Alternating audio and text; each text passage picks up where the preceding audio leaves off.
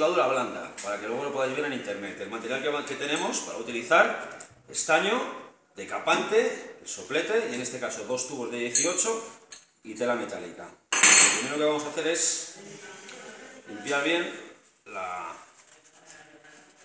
el macho.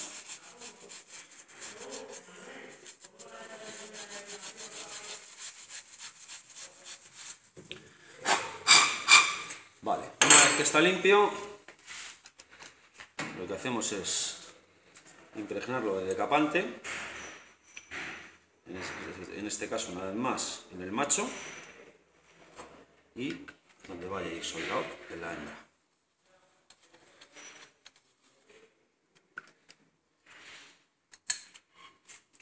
Recuerdo los pasos. Primero, se limpia con malla metálica, se le pasa el escariador, que no se lo he pasado, se le da decapante y se prepara. Y ahora para soldar,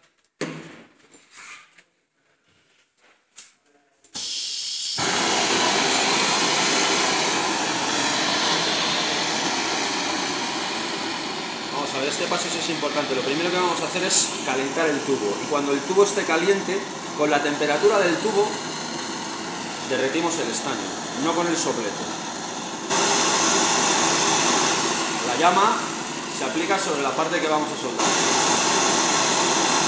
Ese burbujeo es el decapante que está hirviendo. Quito la llama, quito y todo. Y cuando está lo suficientemente caliente el tubo,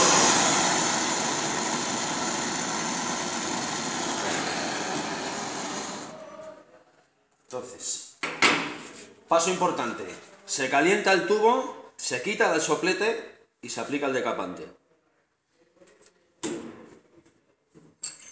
Y esto,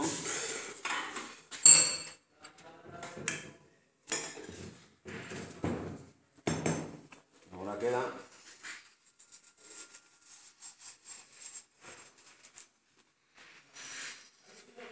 la soldadura blanda. Vale, pues ya está.